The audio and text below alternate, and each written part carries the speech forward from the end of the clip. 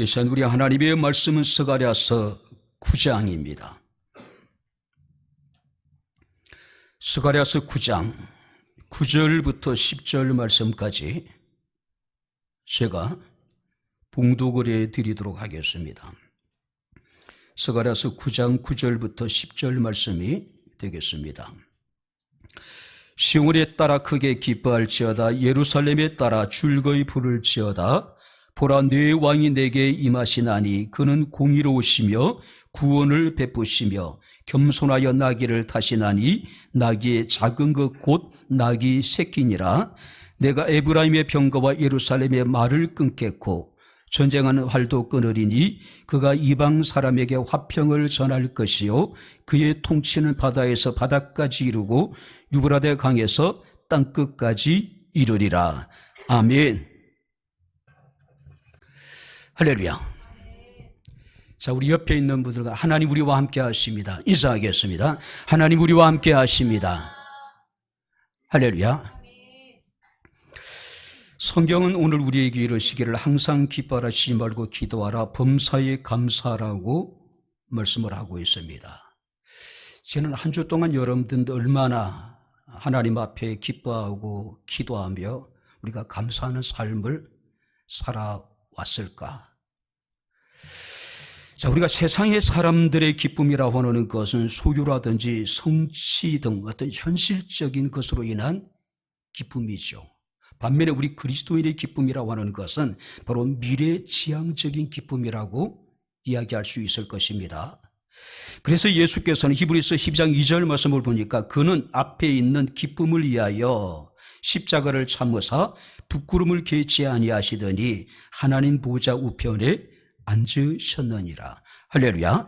한번 따라해 보시기 바랍니다. 앞에 있는 기쁨을 위하여. 할렐루야. 이것이 그리스도인의 기쁨이라는 것이죠. 앞에 있는 기쁨을 위하여 십자가를 참으시고 부끄러움을 개치 아니하시는 것, 이런 기쁨이 우리의 삶 가운데 충만할 수 있기를 주의 이름으로 축원합니다. 바로 그렇기 때문에 우리가 기쁨이라고 하는 것은 그리스도인의 특권이자 의무라고 이야기할 수가 있겠지요. 시편 32편 11절 말씀을 보게 되면 너희 의인들아 여호와를 기뻐하며 즐거워하라고 말씀하고 있습니다. 마음이 정직한 너희들아 다 즐거이 외칠지어다라고 말씀을 하고 있습니다. 자, 오늘 우리가 본문 9절 말씀을 보게 되면 시온에 따라 크게 기뻐할지어다 예루살렘에 따라 즐거이 부르라고 이게 말씀을 하고 있습니다. 자, 여기서 시온의 딸이라든지 예루살렘의 딸이라고 하는 것은 이스라엘 사람들을 인격화하여 부르는 호칭입니다. 하나님이 이스라엘을 사랑하시되 당신의 딸처럼 사랑한다는 거예요. 자, 그런데 여기서 시온의 딸이라든지 예루살렘의 딸은 단순히 이스라엘을 지칭하는 것이 아니라 하나님의 택하심을 받고 구원을 받는 모든 사람들을 의미하고 있습니다. 특별히 성경 말씀 보니까 크게 기뻐할지어다. 자, 여기서 기뻐하다라는 의미는 빙빙 돌다, 좋아하다.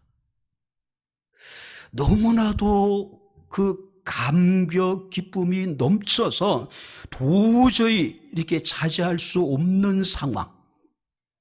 그래서 빙빙 도는 것. 정말로 좋아서 정말 어떻게 할 수 없는 그런 상황. 그죠? 단순히 우리가 기쁨의 감정만을 이야기하는 것이 아닙니다. 그 감정을 춤이나 다른 몸짓을 통해서 역동적으로 표현해내라. 역동적으로. 우리가 다윗이 70년 만에 하나님의 궤를 다윗의 성으로 옮기죠. 자, 첫 번째는 옮기는 방법에 있어서 하나님의 뜻대로 옮기지 못하다 보니까 어떤 불상사가 발생을 했습니다. 그래서 3개월 동안 하나님의 궤를 오베데돔의 가정에 안치하고 오베데돔의 가정이 놀라운 하나님의 복을 받았다는 이야기를 듣고 다윗이 다시 이제 거국적인 국가적인 행사로 하나님의 궤를 다윗 성으로 옮기게 됩니다. 그 다윗이 얼마나 기뻤을까요? 얼마나 여러분들이 즐거웠을까요? 벅찬 감격으로 이 다윗은 자신의 바주침이 내려오는지도 모르고 춤을 추는 모습을 우리가 보게 됩니다. 바로 그런 기쁨이라는 것이죠. 그런 즐거움이라는 것이죠. 특별히 여기서 크게 기뻐하라고 이야기하고 있습니다. 매우, 대단히 중요한 의미가 있습니다. 과도하게. 그리스도인의 기쁨이라고 하는 것은 때로는 과도하게 느껴질 정도로 하나님 앞에서 우리가 입술로 고백할 뿐만 아니라 자신의 감정을 춤이나 다른 몸짓을 통해서 역동적으로 표출하라는 이야기예요. 과도하게. 그죠? 그러니까 하나님 앞에 기뻐하고 하나님 앞에 즐거워함이라고 하는 것은 우리가 좀 지나칠 정도로, 그죠? 왜냐하면 하나님 앞에 기쁨이라는 건 지나침이 없기 때문에 그래요. 그죠? 바로 한마디로 여기서 기쁨이라고 하는 것은 최상급을 의미하고 있습니다. 자, 오늘 우리가 본 말씀을 보게 되면 스가랴는 예수님이 태어나기 전 500년 전에 바로 학계 선지자와 동시대의 인물이었습니다. 자, 이때 이스라엘은 완전히 예루살렘에 의해 가지고 멸망을 당한 이유였습니다. 그리고 한 70년 정도가 지난 상황이에요. 자, 이미 이제 바벨론이라고 하는 나라도 페르시아에 의해 가지고 멸망을 당했습니다. 자, 페르시아의 고레스 황제가 칙령을 내려서 바로 페르시아 지역에 있는 모든 유대인들은 예루살렘으로 돌아가라고 하는 명령을 내리게 됩니다. 주전 537년경에 약 5만 명의 유대인들이 바로 페르시아를 떠나서 예루살렘으로 귀환을 하게 됩니다. 자, 70년 만의 귀환이에요. 자, 그들은 예루살렘에 가서 이제 성전을 재건하고 성벽을 여러분들이 재건할 그 부푼 꿈에 여러분들이 이제 그들은 들떠있는 상황입니다. 근데 막상 그들이 잃어버린 고토로 돌아왔을 때에 그들을 기다리고 있는 것은 황폐한 도성과 무너진 성벽과 무너진 하나님의 거룩한 성전뿐이었다는 것이죠. 아마 그들이 느꼈을 절망감이라고 하는 것은 이루 말로 표현할 수가 없었을 것입니다. 무엇이든지 무너지는 것은 순간이지만은요, 무너진 것을 다시 회복한다는 것은 굉장히 어렵고 힘든 일이란 말이에요. 자, 그들은 희망을 걸 수 있는 것이 아무것도 없었습니다. 과연 여기서부터 우리가 다시 시작을 해야 되는데 과연 우리가 잘할 수 있을까? 이미 그곳에는 70년 전부터 그곳에서 이제 뿌리를 내리고 있는 사마리아 사람들이 있었고 그들의 여러분들의 방해가 굉장히 심했단 말이죠. 아무것도 희망을 기대할 수 없는 절체절명의 어떤 위기와 어떤 절대절망의 어떤 상황 속에서 하나님이 그들에게 말씀하십니다. 크게 기뻐하고 크게 즐거워하라. 자, 왜냐하면 보라, 내 왕이 내게 임하실 것이라고 말씀을 하고 있습니다. 새로운 왕이 오시겠대요. 나름대로 이제는 어느 정도 성벽도 보수를 했습니다. 성전도 여러분들이 재건을 했어요. 어느 정도 이제 이스라엘의 신앙 공동체가, 이스라엘의 공동체가 이제 어느 정도 다시 회복되어졌습니다. 근데 아직까지 그들에게는 왕이 없어요. 근데 하나님께서 말씀하십니다. 내 왕이 임하리니 너희는 크게 기뻐하고 크게 즐거워하라고 말씀하고 있음을 우리가 보게 됩니다. 근데 그 왕은요, 어떤 왕일까요? 다윗의 왕위를 이어서 영원한 하나님의 택한 백성들을 구원하실 메시아의 여러분들이 도래를 지금 약속하고 계신 거예요. 그런데 중요한 것은 그 왕이 어떤 왕입니까? 내 왕이 내게 임하시리니. 할렐루야. 이 땅에 오실 예수 그리스도는 바로 우리의 왕이 되시는 분이라는 것이죠. 여러분들이 동시대를 살았지만은 사울과 다윗의 차이가 무엇이었을까요? 자, 다윗은 하나님이 항상 나의 하나님이었습니다. 그러나 사울 왕은요, 항상 다윗의 하나님이었어요. 내 하나님이었습니다. 오늘 사랑하는 성도 여러분들, 그렇다면 우리는 오늘 본 말씀을 통해서 우리의 왕으로 이 땅에 오실 예수 그리스도, 그분은 우리에게 어떤 왕일까? 우리가 함께 말씀을 살피면서 함께 은혜를 나누도록 하겠습니다. 자, 9절 말씀을 우리 다시 한번 같이 읽겠습니다. 시온에 따라 크게 기뻐할지어다. 예루살렘에 따라 즐거이 부를지어다. 보라, 내 왕이 내게 임하시나니 그는 공의로우시며 구원을 베푸시며 겸손하여 나귀를 타시나니 나귀의 작은 것 곧 나귀 새끼니라. 그는 공의로우시며, 바로 스가랴 선지자를 통해서 예언된 이스라엘 왕, 우리의 왕은 어떤 분입니까? 공의로우신 하나님이시래요. 공의로우신 왕이랍니다. 자, 여기서 공의라고 하는 것은 도덕적으로, 법적으로 한치의 어그러짐이 없는 올바른 그런 의미를 가지고 있는 거예요. 다시 말해서 하나님의 말씀에 한치도 벗어나지 않는 왕이라는 거예요. 데살로니가후서 1장 6절 8절 말씀을 보게 되면은 너희로 환난을 받게 하는 자들에게는 환난으로 갚으시고 환난을 받는 너희에게는 우리와 함께 안식으로 갚으시는 것이 하나님의 공의니라. 자, 여기서 우리가 주목해야 될 것은 갚다라고 하는 단어입니다. 바로 이것은 보상이에요. 보복이 아닙니다. 여러분들이 보복과 보상은 전혀 다른 개념이잖아요. 그죠? 하나님은 바로 공의의 하나님인데 그 공의가 어떻게 나타나냐 하면은 보복이 아니라 보상이라는 거예요. 보상. 그죠? 자, 어떻게 보상하십니까? 환난을 받게 하는 자들에게는 환난으로 보상하시고 환난을 받는 너희에게는 안식으로 보상하시나니. 할렐루야. 다른 사람들에게 환난을 당하게 하는 자들에게는 그들에게 환난으로 하나님이 보상하실 뿐만 아니라 환난을 당하는 믿는 자들에게는 하나님께서 영원한 안식으로 보상해 주실 것이다. 쉽게 이야기하면은 두 사람의 운명이 완전히 바뀌게 될 것이라는 것이죠. 자, 이것을 잘 나타내는 사건이 뭐냐면, 비유가 뭐냐면은 누가복음 11장, 16장 말씀을 보게 되면은 부자와 나사로의 비유가 나오게 되죠. 자, 부자는 죽어서 사람들의 손에 장사되어지고 나사로는 죽어서 천사들의 손에 받들려 아브라함의 품에 안기게 됩니다. 쉽게 얘기하면은 부자는 죽어서 지옥 갔고 나사로는 죽어서 천국에 간 거예요. 근데 지옥의 고통이 얼마나 심했던지 부자가 하나님께 뭐라고 부탁합니까? 나사로의 손끝에 물을 찍어서 내 혀에 닿게 해달라. 너무 고통스러워서. 그죠?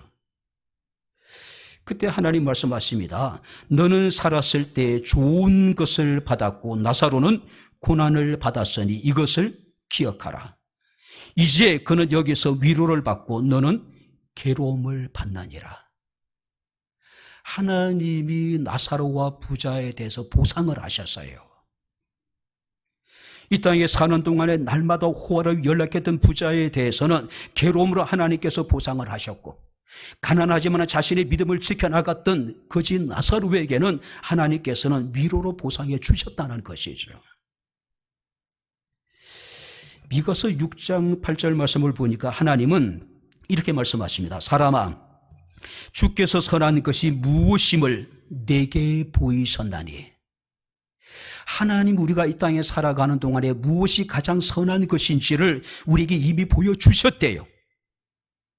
여호와께서 구하시는 것은 오직 정의를 행하며 인자를 사랑하며 겸손하게 내 하나님과 함께 행하는 것이 아니냐. 하나님과 함께 정의를 행하는 것, 하나님과 함께 공의를 행하는 것이 이 땅에서 우리가 행하게 될 가장 선한 일이라는 것이죠. 정의나 공의는 단순한 도덕적인 근거가 아닙니다. 하나님의 명령입니다. 하나님과 동행함에 있어서 필수 조건이라는 사실을 우리가 기억을 해야 돼요. 그래서 우리가 이사야 1장 7절 말씀을 보게 되면은 선행을 배우며 정의를 구하며 학대받는 자를 도와주며, 선행을 행하는 것도 학대를 받는 자를 도와주는 것도 결국 정의와 공의를 행하는 것이에요. 이사야 9장 7절 말씀을 보게 되면은 지금 이후로 영원히 정의와 공의로 그것을 보존하실 것이다. 무슨 얘기입니까? 하나님은 정의로 세상을 통치하시고 메시아의 왕국은 하나님의 정의와 하나님의 공의로 세워지게 될 나라라고 하는 것이죠. 과거에 물리적인 힘으로 권력을 찬탈한 통치자가 그들이 국정지표로 내세운 슬로건이 있습니다. 정의로운 사회 구현. 한마디로 공의로운 사회를 자신이 구현하겠다는 거예요. 그러니까 우리 사회가 정의로웠을까요? 공의로웠을까요? 가장 정의롭지 못했고 가장 공의롭지 못했던 그런 여러분들 시대가 아니었을까요? 세상의 나라는 정의롭지도 공의롭지도 못합니다. 그러나 하나님의 나라는 공의로운 나라입니다. 심판주로 이 세상에 오셔서 세상을 선악간에 심판하실 하나님은 공정과 공의로서 바로 세상을 심판하시고 세상의 모든 것들에 대해서 보응하실 것을 믿으시길 주 이름으로 축원합니다. 여러분들은 어떤 보응을 받게 될 것이라고 생각하십니까? 한번 우리가 깊이 자기 자신을 한번 돌아볼 수 있는 그런 시간이 되어야 되지 않을까요? 두 번째, 여러분들이 우리의 왕이신 예수 그리스도는 어떤 분일까요? 9절 말씀을 보게 되면은 그는 공의로우시며 구원을 베푸시며. 자, 구원을 베풀다는 이야기는요, 과거형입니다. 구원을 받았다. 무슨 얘기일까요? 이미 받은 구원을 누리게 하시는 왕. 할렐루야. 이미 창세 전에 하나님께서 우리를 예정하셨습니다. 우리는 여러분들이 하나님 앞에 구원받기로 예정된 사람들이라는 거예요. 우리의 왕으로 오신 그분은 어떤 분입니까? 이미 우리에게 예정되어진, 우리에게 주어진 구원을 누리게 하시는 왕, 누리게 하시는 하나님이라는 것이죠. 그래서 우리가 이사야 12장 3절 말씀을 보게 되면 그러므로 너희는 기쁨으로 구원의 우물들에서 물을 기르게 될 것이다.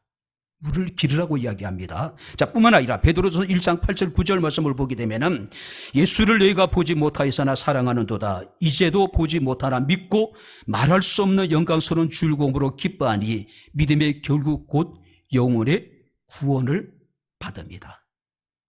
이미 우리는 구원을 받았습니다. 할렐루야. 그런데 아직까지 구원이 완성되어진 건 아니에요. 그래서 저는 여러분들의 말씀드립니다. 이미와 아직 사이의 긴장 속에 우리는 살아가는 사람들이에요. 이미 우리는 구원을 받았습니다. 그런데 아직까지 그 구원이 완성되어진 것은 아니에요. 그 구원의 완성은 그리스도가 이 땅에 재림하시게 될 때에 우리는 영광스러운 몸으로 여러분들 우리가 변화되게 될 것이라는, 완전한 구원은 이루어지게 될 것이라는 것이죠. 이 구원은 예수 그리스도의 십자가의 고난과 죽으심을 통해서 완성되어지게 됩니다. 그죠? 마태복음 1장 21절 말씀을 보게 되면 아들을 낳으리니 이름을 예수라 하라. 이는 그가 자기 백성을 그들의 죄에서 구원할 자이심이라고 말씀하고 있습니다. 예수 이름 자체가요, 자기 백성을 그들의 죄에서 구원할 자, 바로 그는 우리의 왕으로 이 땅에 오시는데 우리를 구원하신, 여러분들 우리의 왕이 되신다는 것이죠. 그래서 우리가 스바냐서 3장 17절 말씀을 보게 되면은 너희 하나님 여호와가 너희 가운데 계시니 그는 구원을 베푸실 전능자시라. 할렐루야. 그가 너로 말미암아 기쁨을 이기지 못하시며 너를 잠잠히 사랑하시며 너로 말미암아 즐거이 부르며 너를 기뻐하시리라. 우리 가운데 계시는 그는 구원을 베푸실 전능자시래요. 단지 우리를 구원하실 뿐만 아니라 우리로 말미암아 기쁨을 이기지 못하시고 우리를 잠잠히 사랑하시고 우리로 말미암아 즐거워하시며 기뻐하시는 분. 그죠? 오늘 그렇기 때문에 우리가 바로 스가랴 선지자를 통해 하나님 말씀하십니다. 너희는 크게 기뻐하라. 너희는 크게 즐거워하라.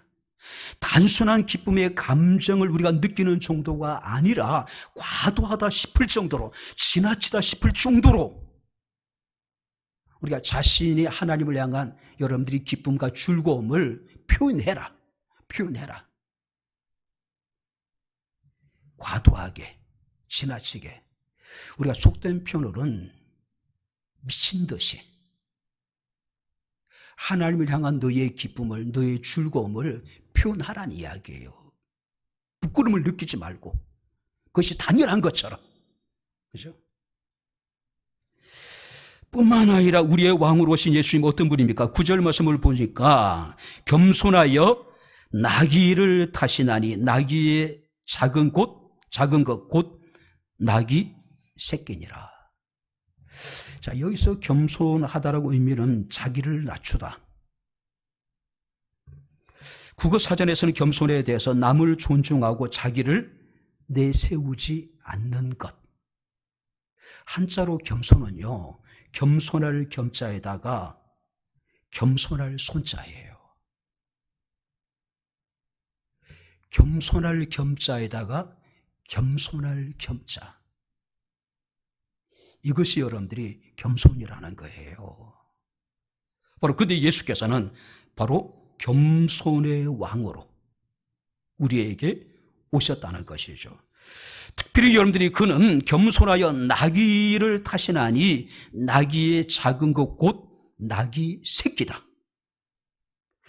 자, 고대에 이스라엘 사람들은 왕이나 존귀한 자도 나귀를 탔어요. 근데 솔로몬 이후에 솔로몬이 이집트에서 말을 수입하기 시작을 합니다. 그때부터는 왕이라든지 여러분들이 기인들은 말을 탔어요. 그죠? 그렇다면 이스라엘 왕으로 오신 예수 그리스도는 당연히 말을 타셔야 되지 않을까요? 근데 그는 나귀를 타시나니 나귀의 작은 것 곧 나귀 새끼래요. 그죠? 장차 이 땅에 임하시게 될 예수 그리스도는 가장 낮은 자의 모습으로 가장 낮은 곳에 임하시게 될 것을 하나님께 스가랴 선지자를 통해서 말씀하고 있는 겁니다. 우리가 마태복음 11장 29절 말씀을 보게 되면은 예수님은 당신 자신이 어떤 분임을 소개할 때 이렇게 말씀하십니다. 나는 마음이 온유하고 겸손하니. 한번 따라해 보시기 바랍니다. 나는 마음이 온유하고 겸손하니. 할렐루야. 예수님은 말씀으로만 당신의 겸손을 말씀하지 않았습니다. 그 삶 자체가 출생부터 여러분들이 죽으심의 모든 과정이 낮아지심의 삶이에요. 자기 비하의 삶입니다. 겸손의 삶이었다는 것이죠. 그죠? 그래서 우리가 빌립보서 2장 5절 8절 말씀을 보게 되면 너희 안에 이 마음을 품으라 곧 그리스도 예수의 마음이니 그는 근본 하나님의 본체시나 하나님과 동등됨을 취할 것으로 여기지 아니하시고 오히려 자기를 비어 종의 형체를 가지사 사람들과 같이 되셨고 사람의 모양으로 나타나사 자기를 낮추시고 죽기까지 복종하셨으니 곧 십자가에 죽으심이라. 철저한 자기 비움입니다. 자기 비하의 삶이에요. 철저한 낮춤의 삶입니다. 겸손의 삶이었다는 거예요. 마가복음 10장 45절 말씀을 보게 되면은 인자가 온 것은 섬김을 받으려 함이 아니라 도리어 섬기려 하고 자기 목숨을 많은 사람의 대속물로 주려 합니다. 인자가 온 것은 섬김을 받으려 함이 아니라 도리어 섬기기 위해서 자기 목숨을 많은 사람의 대속물로 주기 위해서 이 땅에 오셨다는 것이죠. 그런데 오늘 흔히 우리가 하나님의 종이라고 하는, 그리스도의 종이라고 하는 사람들이 우리가 그리스도의 마음을 여러분들이 품고 있을까요? 그의 낮아지심처럼, 그의 겸손하심처럼 세상을 섬기고 하나님을 섬기고 공동체를 섬기고 성도를 섬기고 있을까요? 어떤 분이 아주 오래전에 이제 제가 다른 교회에서 기도하는데, 목회자를 위해 기도하는데, 하나님의 사랑하는 종님. 아니, 종이면 종이지. 종이면 뭡니까? 종이에요. 종. 이것은 여러분들이, 우리 모든 믿는 자들도 마찬가지입니다. 종이 섬김을 받으려고 한다면은 이것은 여러분들이 뭔가 잘못된 거 아닐까요? 예수 그리스도가 자기를 비하시키고 자기를 낮추시고 겸손한 마음으로 이 세상에 오셔서 당신의 전부를 내어주셨다면은 그를 섬기는 우리가 그리스도의 종이 섬김을 받았어야 되겠습니까? 그죠? 사도 바울 빌립보서 2장 3절에 이르기를 아무 일에든지 다툼이나 허영으로 하지 말고 오직 겸손한 마음으로 각각 자기보다 남을 한번 따라해 보시기 바랍니다. 낮게 여기고 다른 사람들을 자기보다 나은 존재로 여기고 인정하고 존중하라는 이야기예요. 그런데 오늘 우리들은 어떻습니까? 자기보다 남을 낮게 여기는 것이 아니라 하찮은 존재로, 낮은 존재로 낮게 여기는 사람들이 얼마나 많은지 몰라요. 그러니까 무시하는 겁니다. 그러니까 경멸하는 거예요. 그죠? 왜 우리가 겸손한 마음으로 각각 자기보다 남을 낮게 여겨야 될까요? 야고보서 4장 6절 말씀을 보게 되면은 하나님은 교만한 자를 물리치시고 겸손한 자에게 더욱 크신 은혜를 주시기 때문입니다. 뿐만 아니라 잠언서 20장 4절 말씀을 보게 되면은 겸손과 여호와를 경외함의 보상은 한번 따라해 보시기 바랍니다. 재물과 영광과 생명이니라. 할렐루야. 우리가 크게 기뻐야 될 이유가 바로 여기에 있는 겁니다. 지나치게 마치 과도하게 우리가 하나님 앞에 기쁨의 찬송을 불러야 될 이유가 바로 여기에 있는 거예요. 그가 겸손한 왕으로 우리에게 오셨기 때문에. 그죠? 그는 우리를 궁휼히 여겼습니다. 궁휼이라는 의미 속에는요, 눈을 맞추다는 의미가 포함되어져 있는 거예요. 우리가 아이들을 이해하기 위해서는 여러분들이 아이들의 눈높이에 맞춰야 되잖아요. 하나님의 궁휼이라고 하는 것은 하나님이 바로 우리와 같은 스스로 여러분들이 허리를 숙이시고 우리와 같은 눈을 맞추신 거예요. 얼마나 우리가 연약하고 우리가 부족한가를 너무나 잘 알고 계신 거예요. 그죠? 오늘 겸손의 왕으로 오신 주님을 인해서 크게 기뻐하고 즐거워할 수 있는 우리의 삶이 될 수 있기를 주의 이름으로 축원합니다. 자, 마지막으로 우리가 10절 말씀을 같이 읽겠습니다. 내가 에브라임의 병거와 예루살렘의 말을 끊겠고 전쟁하는 활도 끊으리니 그가 이방 사람에게 화평을 전할 것이요 그의 통치는 바다에서 바다까지 이르고 유브라데 강에서 땅끝까지 이르리라. 그가 이 세상에 오셔서 이방인들에게 화평을 구할 것이다. 그는 어떤 분입니까? 평화의 왕으로 오신 분이에요. 이미 예수께서 탄생하셨을 때도 하늘에는 영광, 땅에는 그의 기뻐하심을 입은 사람들 중에 평화라고 선포하고 계시잖아요. 그죠? 우리의 왕으로 오신 예수님은 정복자의 모습이 아닙니다.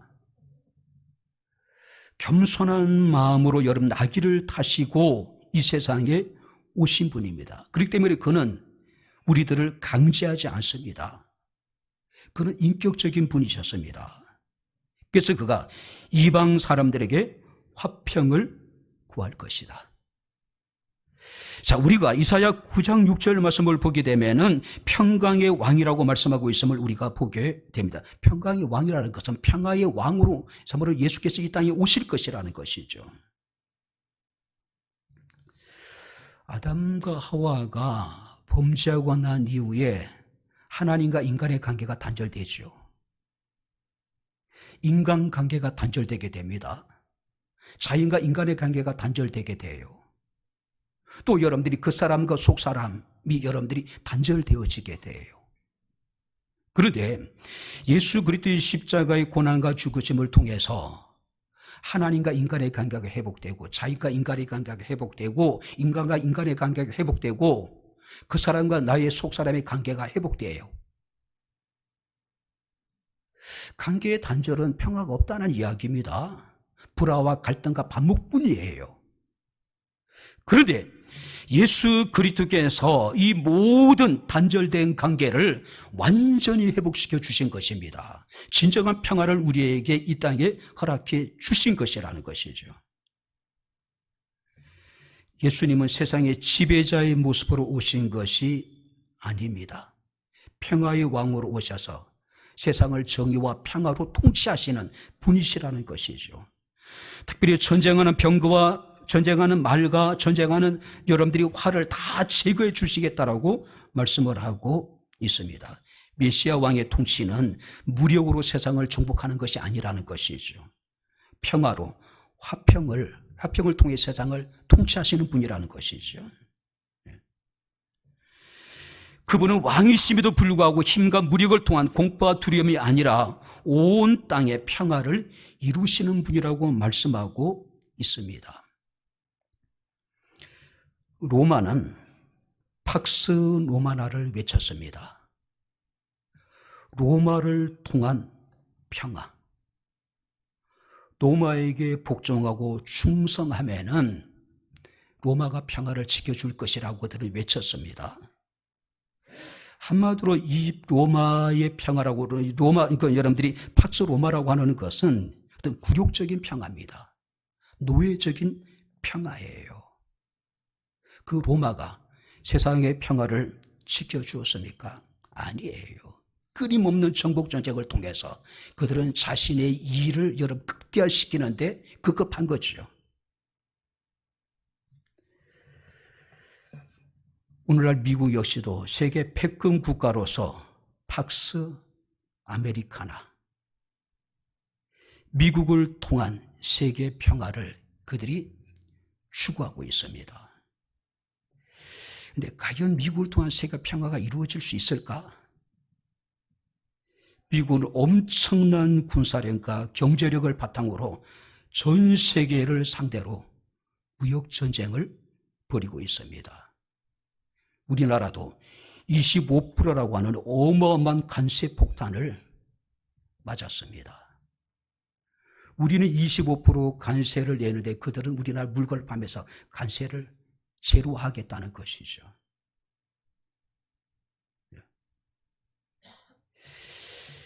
로마가 그랬습니다. 영국이 그랬어요. 스페인이 그랬습니다.